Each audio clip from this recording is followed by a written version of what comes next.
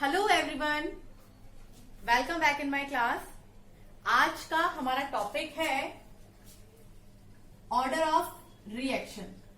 हम लोग इस चैप्टर के अंदर केमिकल काइनेटिक्स क्या होता है, what is the use of chemical kinetics, different type के रिएक्शंस को स्टडी कर चुके हैं। आज हम लोग पढ़ेंगे कि हम लोग किस तरीके से आइडेंटिफाई करते हैं कि किसी भी एक रिएक्शन के लिए ऑर्डर क्या है। वैसे तो हम लोग लास्ट टाइम न्यूमेरिकल्स के अंदर ऑर्डर ऑफ रिएक्शन को फाइंड आउट कर चुके थे। यहाँ पर हम लोग ग्राफिकल रिप्रेजेंटेशन और साथ ही मैथमेटिकल रिप्रेजेंटेशन से शो करेंगे किसी भी एक रिएक्शन के लिए ऑर्डर ऑफ रिएक्शन क्या होता है। तो सबसे पहले हम लोग स्टार्टिंग करेंगे हमारी जीरो ऑर्डर रिएक्शन से। तो जैसा कि नाम बता रहा है जीरो ऑर्डर रिएक्शन, यहाँ सबसे पहले हम लोगों को क्या पता होना चाहिए कि हमारा जो ऑर्डर ऑफ रिएक्शन है वो किसके ऊपर डिपेंडेंट है और किसके लिए इंडिपेंडेंट है। तो अगर हम लोग यहाँ पर बात करते हैं ऑर्डर ऑफ रिएक्शन की, ये डिपेंडेंट होता है हमारे रिएक्टेंट की कंसंट्रेशन पर और इंडिपेंडेंट होता है कि हम लोगों ने प्रोडक्ट को क्या फॉर्म किया है। तो हम लोग एग्जांपल ले लेते हैं। For example A gives out product. यहाँ पर एक कंपोनेंट है जनरल रिएक्टेंट ए, जिसने हम लोगों को एक प्रोडक्ट पी फॉर्म करके दिया है। अब हमें इसके लिए फाइंड आउट करना है कि zero order reaction rate constant के लिए जीरो ऑर्डर रिएक्शन यहाँ पर क्या बन के आने वाली है। तो अगर हम लोग बात करते हैं जीरो ऑर्डर रिएक्शन के लिए, यहाँ वैल्यू होती है -dA/dt इज इक्वल टू के, यानी कि रेट कांस्टेंट कंसंट्रेशन ऑफ ए। जैसा कि हम लोग अभी तक केमिकल काइनेटिक्स में पढ़ के आए हैं कि जब भी हम लोग रेट ऑफ रिएक्शन को लिखते हैं तो जो भी हमारे रिएक्टेंट की कंसंट्रेशन होती है, जो उसका ऑर्डर है उसके अकॉर्डिंग उसके ऊपर नंबर लिखा जाता है।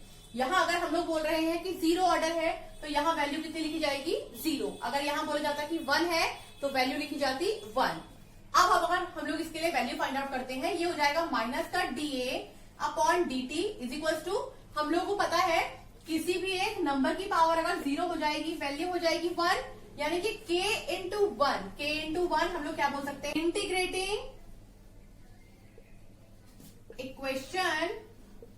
अगर हम लोग इस इक्वेशन का इंटीग्रेशन करते हैं नंबर 1 पॉइंट, और साथ ही हम लोग यहाँ पर लिमिट्स भी लेने वाले हैं A0 से A तक एंड 0 से T तक। तो ये वैल्यूज को हमने आगे यूज करना है, इसके लिए मैंने इन लोग को यहाँ लिख दिया है। अब अगर हम लोग इंटीग्रेशन करते हैं, इंटीग्रेशन कैसे होगा, इंटीग्रेशन ऑफ -dA। जब भी हम लोग कभी इंटीग्रेशन करते हैं तो इंटीग्रेशन एक बार में एक ही टर्म के लिए होता है, जबकि यहाँ पर दो टर्म है, एक टर्म है कंसंट्रेशन और एक टर्म है हमारा टाइम। तो हम लोग क्या करेंगे, हम लोग टाइम को दूसरी साइड लेकर के चले जाएंगे, और क्योंकि k कांस्टेंट है उसका इंटीग्रेशन नहीं होगा तो हम लोग उसको इंटीग्रेशन से बाहर रख देंगे। अब जैसा कि हम लोगों ने यहाँ पर लिमिट लिए हैं A0 से A तक, हमने लिया A0 से A और लिमिट लिया है 0 से T तक। अब हम लोग इन लिमिट की रिस्पेक्ट में इस इंटीग्रेशन को सॉल्व करने वाले हैं। सबसे पहले बात करते हैं integration of dA। Integration of dx की वैल्यू होती है हमारी x। तो अगर इस फॉर्मूले को यूज करते हैं, यहां हो जाएगा minus integration of dA is equal to हो जाएगा a। हमारे पास लिमिट्स क्या है, A0 से A तक, और साथ ही हमारे पास नेक्स्ट है इंटीग्रेशन ऑफ dt। तो ये क्या बन जाएगा, t, जिसकी लिमिट है हमारे पास 0 से लेकर के t तक। अब यहाँ पर कांस्टेंट है हमारा k। अब हम लोग क्या करते हैं, लिमिट में हम लोग हमेशा higher limit minus lower limit, यानी कि जो लिमिट ऊपर लिखा है उससे माइनस कर देंगे जो लिमिट को हम लोगों ने नीचे लिखा है। तो ये वैल्यू क्या हो जाना चाहिए, -A-A0 is equal to k। अगर हम लोग t से माइनस करेंगे 0 को, t -0 यानी कि t, हम लोग इसको सिंपली t फॉर्म में लिख देते हैं। अब अगर हम लोग इसको यहाँ सॉल्व करेंगे, ये हो जाएगा माइनस प्लस माइनस, माइनस का a प्लस का A0। तो हम लोग A0 को आगे लिख रहे हैं, a को पीछे लिख रहे हैं। ये हो जाएगा A0 minus a is equal to KT। और अगर मैं यहां से जीरो ऑर्डर के लिए रिएक्शन बनाना चाहूं तो वो रिएक्शन क्या बन के आएगी हमारे पास, वो रिएक्शन बन के आएगी हमारे पास K is equal to A0 minus A/T। तो ये तो आई हमारी rate of reaction for zero order. अगर हम लोग बात करते हैं जीरो ऑर्डर के हाफ लाइफ पीरियड की, तो हम लोगों ने क्या करना है, हाफ लाइफ पीरियड के लिए यहाँ पर A की जगह पर यूज करना है A0/2 और T की जगह पर यूज करना है T1/2, या फिर बोल सकते हैं इसको T50%। हम लोग बात करते हैं अगर एक रिएक्शन के लिए A गिव्स आउट प्रोडक्ट तो यहाँ पर जिस समय रिएक्शन स्टार्ट नहीं हुई है तो टाइम इंटरवल रहेगा 0। तो यहाँ पर ये जो वैल्यू रहती है इनिशियल वैल्यू वो रहती है A0। तो यहाँ पर जो हमारी इनिशियल वैल्यू होती है वो होती है A0। इनिशियल मतलब हम लोग कितना कंसंट्रेशन लेकर चले हैं इस रिएक्शन के लिए। वही अगर हम लोग बात करते हैं कि ये रिएक्शन कंप्लीट हो चुकी है, जितना टाइम इंटरवल इस रिएक्शन के लिए चाहिए था वो कंप्लीट हो चुका है, अब हम लोग पहुंचेंगे प्रोडक्ट की तरफ। तो प्रोडक्ट की तरफ अगर हम लोग जाएंगे तो वहां कंसंट्रेशन निकल के आती है A। तो इसको हम लोग क्या बोल देते हैं, फाइनल कंसंट्रेशन। तो A0 का मतलब इनिशियल कंसंट्रेशन, A का मतलब फाइनल कंसंट्रेशन। हम लोगों को बोला है हाफ लाइफ, हाफ लाइफ मतलब T 50%, यानी कि हमारी रिएक्शन 50% कंप्लीट हो गई है। अगर रिएक्शन 50% कंप्लीट हुई है तो ना तो हम लोग कंप्लीटली इनिशियल पोजीशन में है और ना ही हम लोग कंप्लीटली फाइनल पोजीशन में है।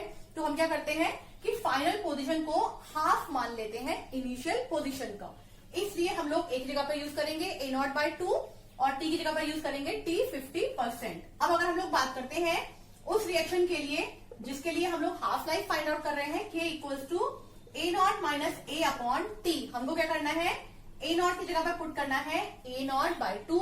तो ये क्या हो जाएगा, K is equals to A0 - A0/2 divide by T 50%। हम लोग 50% को लेके जाएंगे यहाँ, ये वैल्यू बन जाएगी T 50% is equals to A0 - A0/2। ये ऐसा है 1 - 1/2। तो वैल्यू हो जाएगी हमारी 1/2 यानी कि 2K। तो हम लोग बोल सकते हैं T 50% का फॉर्मूला होता है A0/2K, या फिर बोल सकते हैं T 1/2 का फॉर्मूला होता है A0/2K। ये बात की हम लोगों ने जीरो ऑर्डर रिएक्शन की। अब बात कर लेते हैं हमारे एग्जांपल्स क्या है जीरो ऑर्डर रिएक्शन के लिए। तो अगर हम लोग बात करते हैं डीकम्पोजिशन ऑफ अमोनिया, जिसको हम लोग शो करते हैं N2+3H2, या फिर हम लोग बात करते हैं decomposition of HI, hydrogen iodide, यानी कि H2+I2।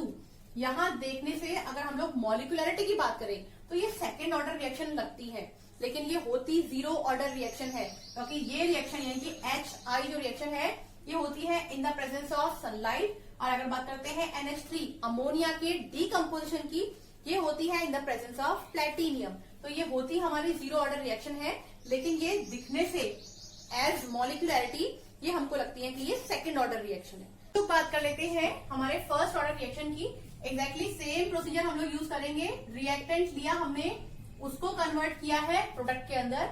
हम इसके लिए एक रेट ऑफ रिएक्शन बनाएंगे, वो हो जाएगी -dA/dt is equal to K concentration of reactant. क्योंकि हम लोग बात कर रहे हैं फर्स्ट ऑर्डर रिएक्शन के लिए, तो यहाँ वैल्यू कितनी हो जाएगी 1। तो यहाँ से वैल्यू क्या बन जाएगी -dA/dt is equal to KA। A की पावर 1 मतलब A हो जाएगा। अब हमें यहाँ पर अगेन इंटीग्रेशन करना है इसका।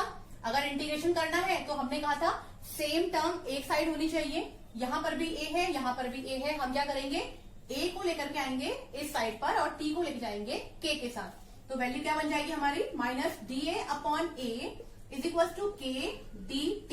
अब अगेन हम लोग इसका जब इंटीग्रेशन करेंगे तो कुछ हम लोग लेंगे यहाँ पर लिमिट्स होती है A0 से A तक एंड 0 से T तक। लिमिट जो होती है वो क्या वैल्यू है, रिएक्शन जब स्टार्ट किया था तो इनिशियल कंसंट्रेशन क्या था, और रिएक्शन जब एंड किया है तो हमारा फाइनल कंसंट्रेशन क्या है। टाइम जब रिएक्शन स्टार्ट किया था तो 0 था हमारा, क्योंकि रिएक्शन के लिए हमने कोई टाइम डिसाइड नहीं किया था। और वो टाइम जिस पर रिएक्शन पूरी हो गई है उसको हम लोग यहाँ पर T लेके चल रहे हैं। तो ये हमारा इंटीग्रेशन के लिए लिमिट जो है वो हमारी रिएक्शन से ही निकाली हुई है। नेक्स्ट अगर हम लोग बात करते हैं फॉर्मूले की, यहाँ इंटीग्रेशन में कौन सा फॉर्मूला लगने वाला है, तो अगर हम बात करें फॉर्मूले की, integration of dx/x is equal to होता है ln x के। और अगर हम लोगों को ln x को कन्वर्ट करना है log x में, इसके लिए हम लोगों को मल्टीप्लाई करना पड़ता है 2.303 से। सॉल्व करके देख लेते हैं इसको। यहां पर है -dA/dt, ये हो जाएगा ln A, concentration of A0 से A तक।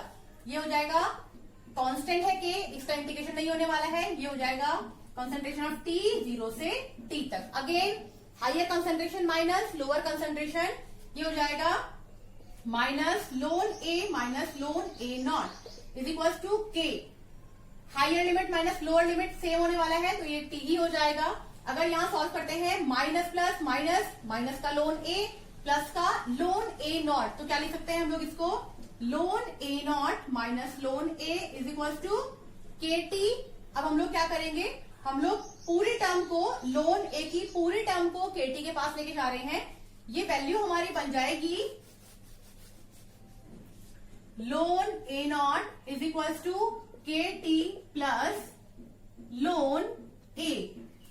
अब हमने क्या बोला था कि लोन को अगर लॉग में कन्वर्ट करना है तो मल्टीप्लाई कर दो 2.303 से, ये वैल्यू बन जाएगी 2.303 log A naught is equal to K T plus 2.303 log A.